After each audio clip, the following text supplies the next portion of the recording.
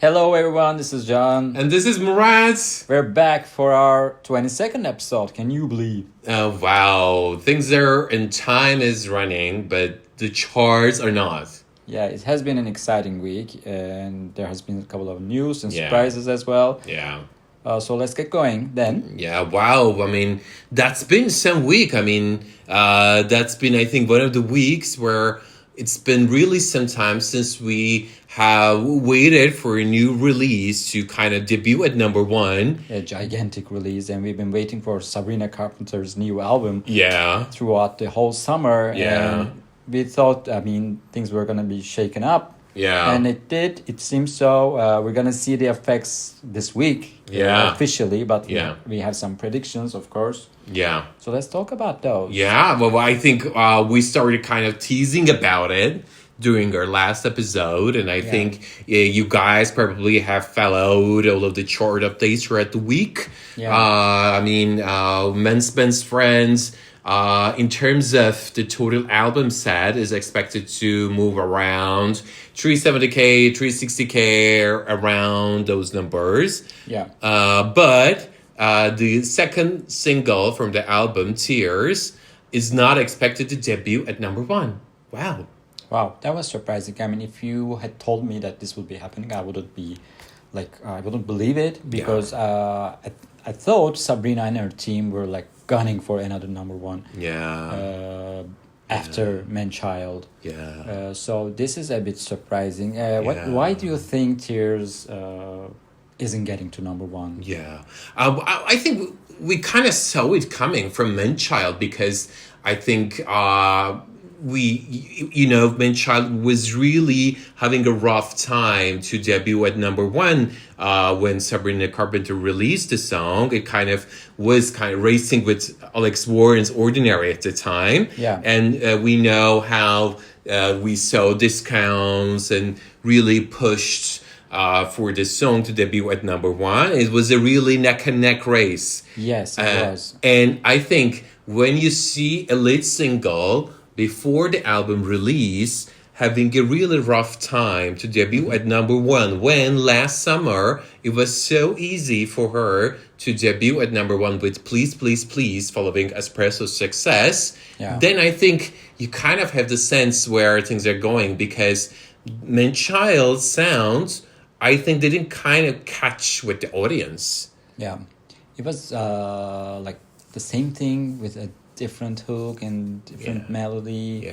Similar melody, but different lyrics and vibe. Yeah. With some country influences. It wasn't really catchy as the singles from Short and Sweet. Yeah. Maybe that was the problem. And she didn't really actually promote it much. Except for the first and second weeks, maybe. Yeah. But I think during the Man-Child we saw more promotion. But I think during the kind of the first announcement of Man-Child and the release and Ben's Best Friends. Yeah, I was comparing to the last era, like Espresso, Please, Please, Please, and Taste. Yeah. They had much bigger promotion, and she was all around, like concerts, performances. Yeah. So I think it was more viral, though. Don't you think so? Yeah, Espresso was viral. Yeah. And of course, Please, Please, Please. Kind of benefited from that too. Yeah. But again, she was enjoying the whole era. Now this era is a bit more laid back. Yeah. Maybe that had an effect, and many people maybe didn't know she had an album coming out. It's always kind of hard to follow when you have that much of a big success, compared to the one that she had with Short and Sweet, because before Short and Sweet, her previous era with Emails I Can Send, etc., it was not that big, obviously, in terms of at least numbers. Yeah. So I think it's always hard to follow that big of a peak era. Of course. I think she kind of experienced that. Yeah, probably.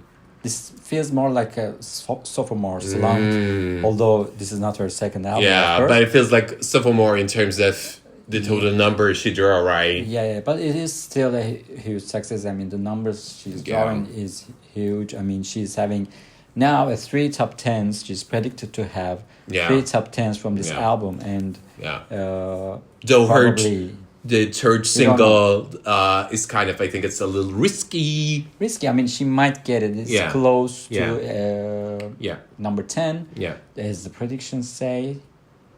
Yeah. But she already has 2 hits. That's in the bag. Yeah.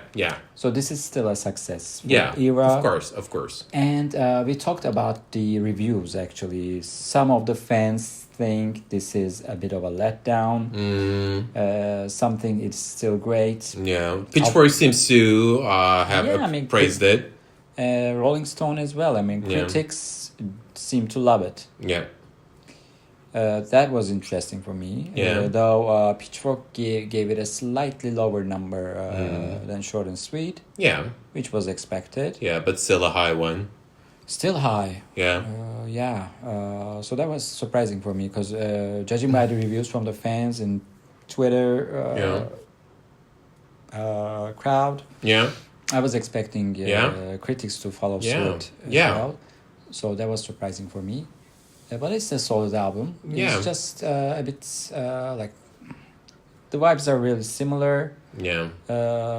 So sometimes I feel like okay, I have listened to this song, but it is a different song. You know, that kind of an album. Yeah. But they are solid songs. Yeah. I mean, Tears won the week on Spotify in the US in terms of total weekly top songs, in terms of total number of streams. Yeah. And she was number 1 in terms of top artists on Spotify for the past tracking week. Yeah. So I think that's also really solid.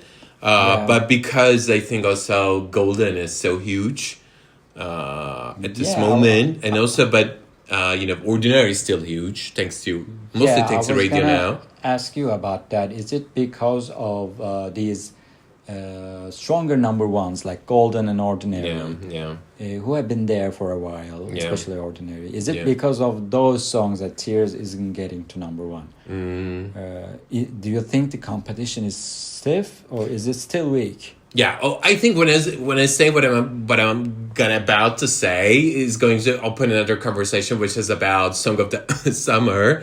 But that's another thing. I think the last season's big contender for Song of the Summer was Espresso, and it was the viral moment of one of the viral moments of the last summer.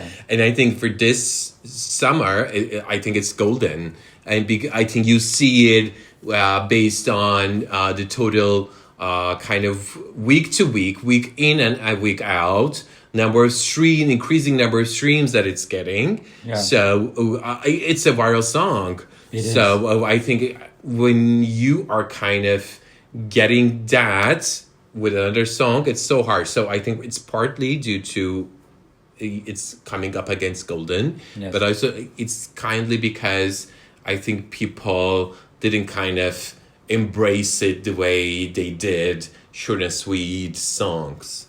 I think it's kind of two-sided. I completely agree. I mean, Golden is at its peak at the moment. And it's showing no signs of slowing down. More songs are coming from that soundtrack to the top 10. And now there's a deluxe version coming, which came actually. So it's one of the strongest number 1s of the year. So it's definitely hard for another song to catch up. And get that title. And speaking of Song of the Summer, Billboard recently had an article about it. Is it more about the vibe of the song or is it about the numbers? So we also posted something about that.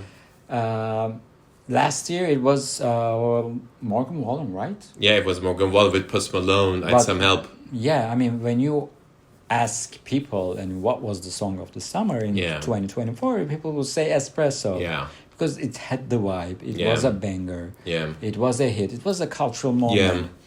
When you come to think of this summer, I don't think anyone would say Ordinary, though the charts say that. I mean, both UK charts and Billboard announced that Ordinary is the Song of the Summer when you look at the charts. But TikTok, on the other hand, seems to disagree because "Hold My Hand" by Jess Klein. How do you pronounce that? Yeah. So we're having hard times to pronounce some of those names. So it's Jet 2 soundtrack, right? Because that was expected because everyone talked about it. Yeah. Everyone posted about it. So it's one of the memorable moments of this summer, actually. Yeah. But I agree that Golden is definitely the song of the summer. Yeah, well, I think when I look at that article that Billboard published, I think you guys should also read it as well if you haven't. You kind of see they also agree to that in a way. Yeah. Most of them, because critics agree that. Yeah, because I think it's one of those moments where streams don't kind of quite catch up with that. And I think also when you look at the numbers of the past 1 month, I think the streams also say that too. Of course, I mean, the disadvantage that Golden had against Ordinary was that it came very... Ordinary was before, it was long before. Yeah, it came like during the midsummer maybe. Golden kind of peaked during midsummer, although I think it hasn't peaked yet. I think it's still increasing. It's still increasing, and Ordinary has been around since April maybe. Yeah. I mean, its popularity. I think it was released in February. I would consider Ordinary as like maybe song of the spring. Mm-hmm. Yeah. Because it was increasing. It hadn't peaked yet. Yeah. So Ordinary had the advantage of coming out a bit.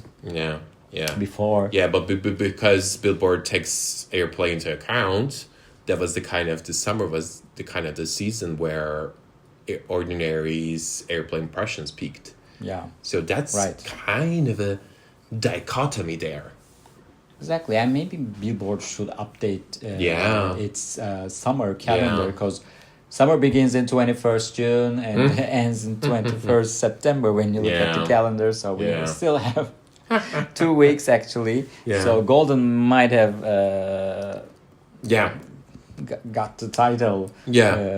If calendar. Yeah. So Golden is, I think, last year's Espresso. Yeah, definitely. We can say that. Definitely, that's for sure. So, wow. So, we're looking again at the tracking week where Golden is going to top again. Billboard Hot 100. And, the number one isn't changing. Yeah. And Tears probably going to debut at number 3. Yeah. Yeah. So we were talking about Man-Child actually coming on top, not of the charts, but on top of Tears. But somehow Tears actually got more streams and more support from the radio as well. So it succeeded actually Man-Eater. Yeah, well, I think Man-Child. On Spotify and on US Apple Music, I think it really did that, but I think it was very close. But I think still, I mean, congrats to Sabrina Carpenter for really drawing in such numbers. Congrats. And also, I think when we kind of move to this week, to this upcoming week, we're now embracing another surprise album by Justin Bieber. Justin Bieber, yes, Swag 2. Wow. We weren't expecting that either. Yeah. So he announced it and that it was coming tonight, and people were like, okay, what's this about? It's more of the same material, actually. Yeah. It's kind of the Lena formula of SZA. Yeah, like 2 albums in one, completing each other, and the sound is similar. It's like indie pop, chill, breezy pop, like kind of like Frank Ocean style. So there are like 23 more songs, I think so. Yeah, exactly. So the new album, it consists of 23 songs, and the previous album consisted of 21 songs. So we're looking at 44 songs, and they're all going to be kind of towards it. So do you think Justin Bieber is going to debut at number 1, which was something that Swag didn't? I don't think. I mean, if Swag couldn't, because Swag came when everyone was like surprised that Justin was coming with an album. Yeah. They didn't know, and we didn't know what kind of an album it would be. So there were a lot of curiosity streams. Now that we know what Swag is about and what he is after, there are gonna be even less streams probably, because people aren't gonna be curious about it, because except for the fans, mainstream public, I don't think they will be as interested as they were for Swag. Yeah. So I don't think it's getting to number one. There's a lot of competition ahead of it. It's gonna be Sabrina's second week, and she's not gonna drop that fast. K-pop Demon Hunters, I mean, deluxe version has just been released, so they're not slowing down. Who else? Morgan Wallen. Morgan Wallen is currently doing around 100K. So to remind everyone also the numbers, Swag did debut at 163K during the release week, and debuted at number 2. And K-pop Demon Hunters during the last tracking week did drove in 123K album equivalent units. So I mean, when you look at that, probably Swag 2 is going to pull in less numbers than 163K, and probably K-pop Demon Hunters will do more than 123K. I mean, top 2 is certain, I think. I think K-pop Demon Hunters can finally get that number 1. They've been really craving for. I think that deluxe album says that. I think they made a smart move releasing that this week. Was Ed Sheeran this week? It's on September 12th. So it's the other week. So it was. So I think it's going to be between K-pop Demon Hunters and Justin Bieber. Do you think Justin is getting ahead of Sabrina? Well, I think it's going to be about how stable the streams are going to be, and so are they going to really go for the pure sales? I don't know. We're predicting K-pop Demon Hunters at number 1, and number 2 and number 3 is going to be a close battle between Sabrina and Justin. I think it's also about the tactics that they're going to do during midweek. Is Justin doing anything? I don't think so. We never know. We never know. Yeah, we never know. We never know. Maybe the label wants that number 1. Maybe K-pop Demon Hunters wants that number 1. Probably they do. They do. Yeah, they really maybe do. the Sabrina's team wants to have 2 weeks at number 1. We don't know. Maybe they're going to do a lot of discounts, a lot of versions. I mean, we'll see tomorrow. A lot is, I think, on the table. And Sabrina is performing on VMAs. Tonight. She is.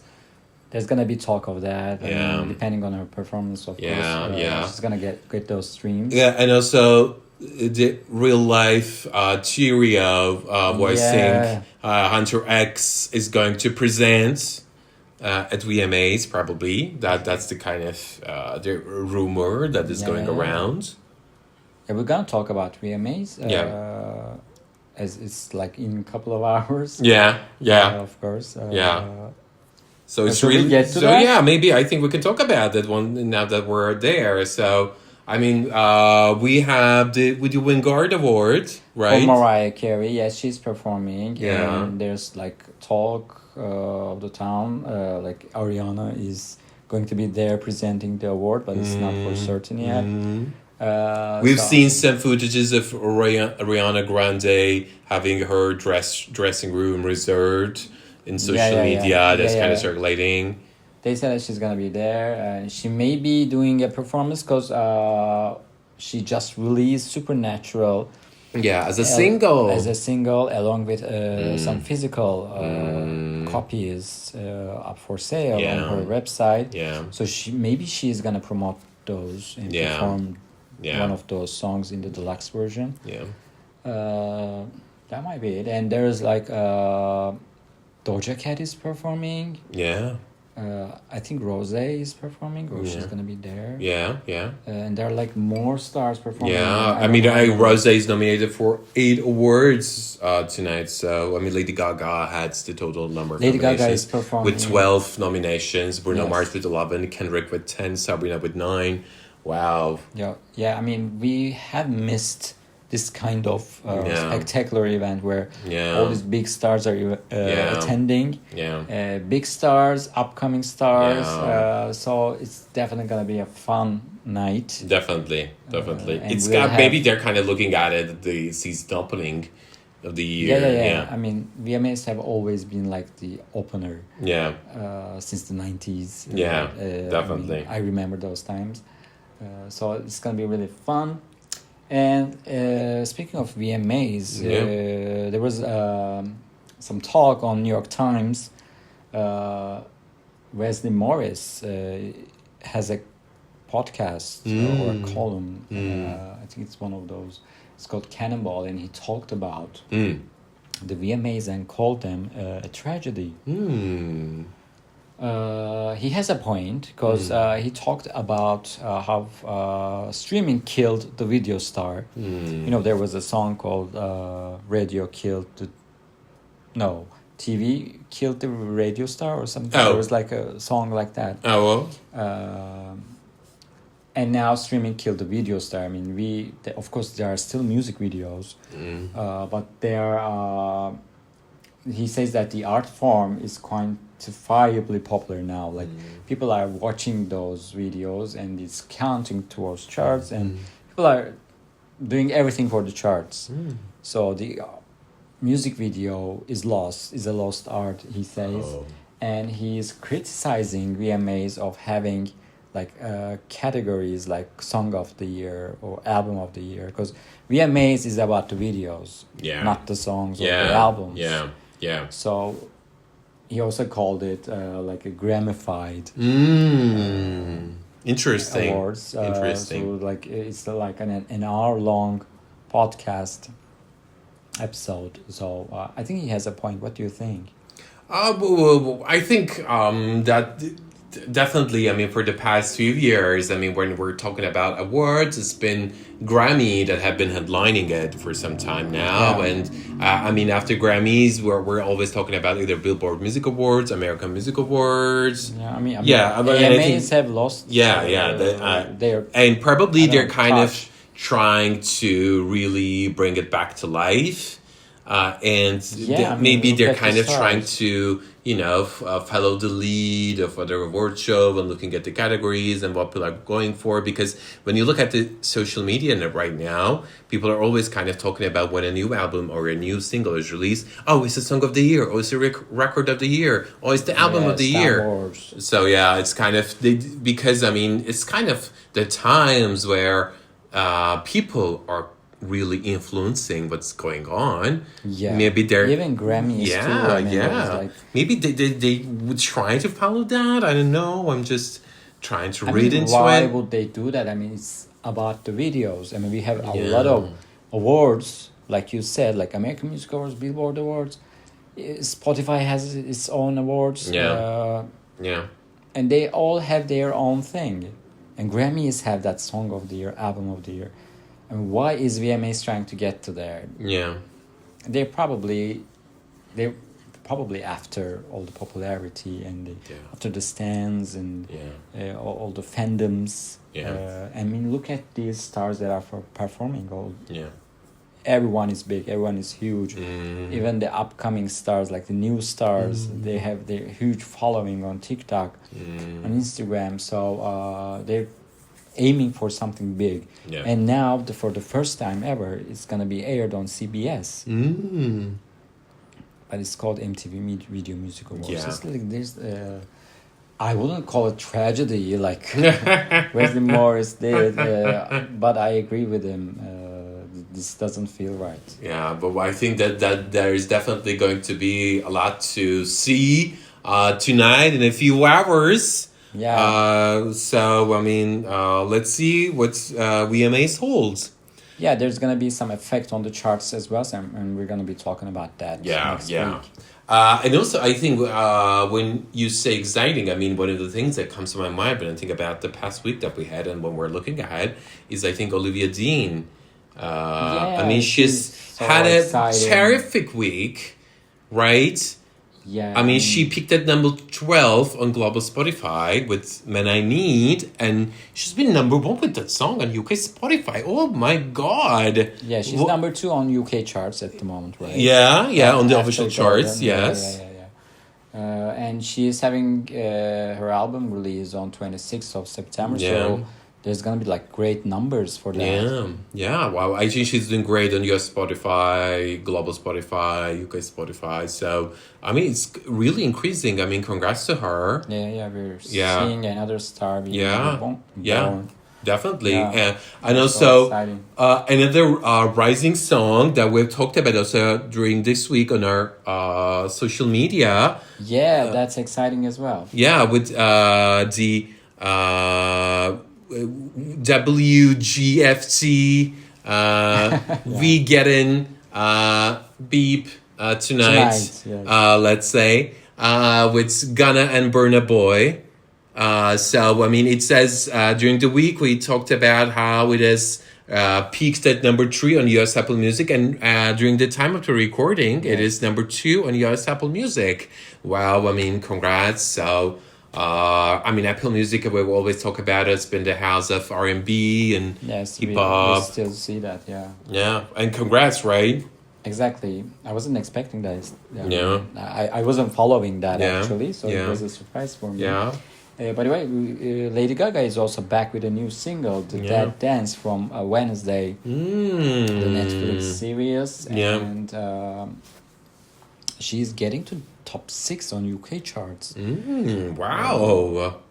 Yeah, I mean, wow, that's huge. That's huge. She's expected to. Yeah, she's expected to get to top 6.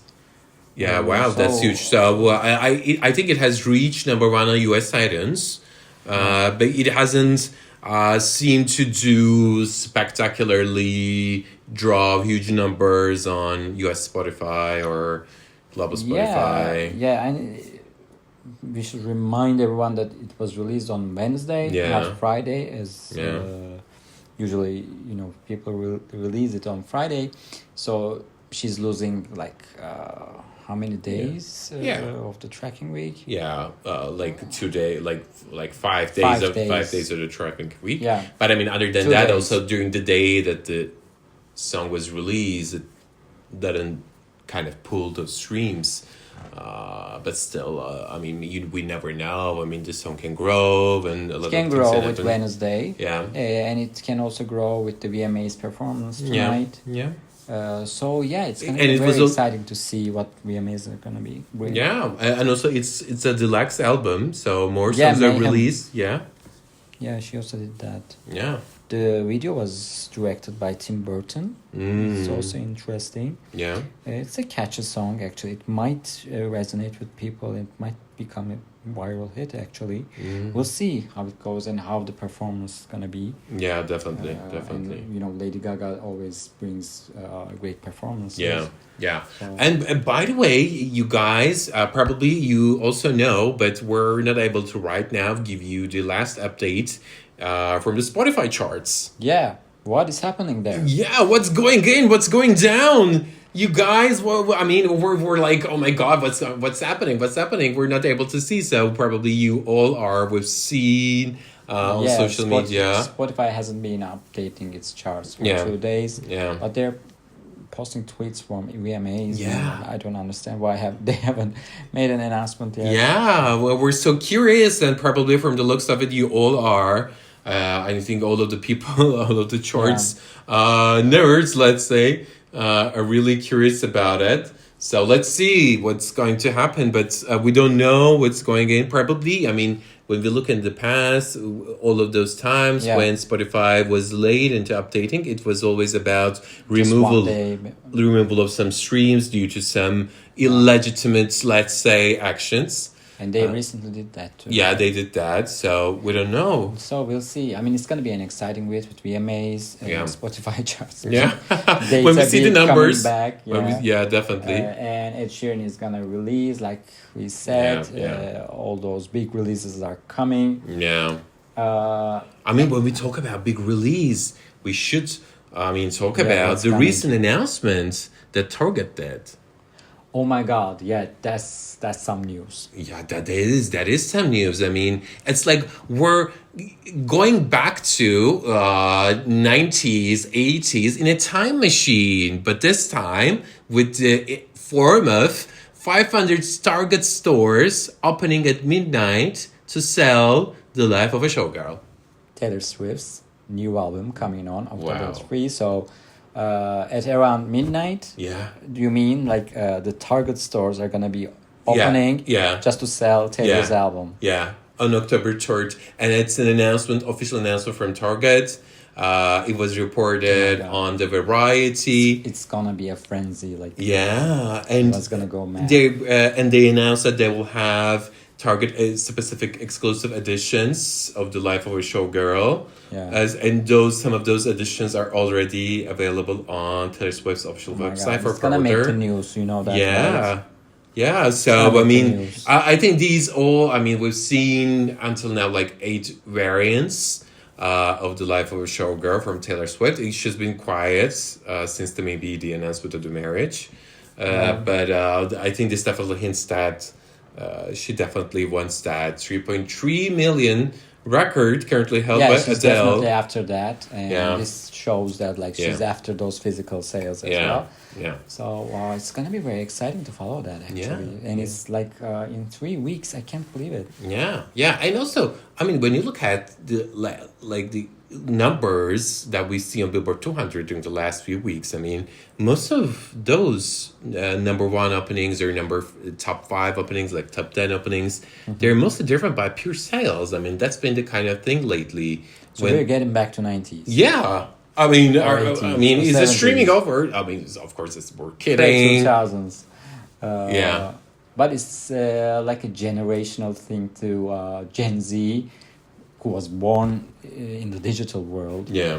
Maybe they are like after the experience that we had back in the Yeah. 90s or pre-90s. Yeah. So they want that experience, that they want to hold an album, and the excitement of having that album, going to the store, getting it, not Yeah. knowing what songs are in there. Yeah. So they're kind of after that experience maybe. But this is another topic. Yeah, definitely. And also, that's what how Stray Kids album went. That's how Levi's album went. I think Yeah, we're yeah. pronouncing it correctly. Sorry if we're doing it wrong. Yeah, reach out to us. Yeah. So, but it's exciting. You too. You know it. The excitement we had back in then. Yeah, Back of then. course. So, that's definitely some era. Wow. Wow. It's certainly gonna be exciting. So we're gonna be having a great week ahead. Yeah. So keep listening. Yeah. So that's it for the week. get your drinks and everything, and get your food and Enjoy the VMAs Yeah, tonight. yeah. Just go and turn on CBS. This is not an ad. Okay. So and just enjoy VMAs. And see you next week.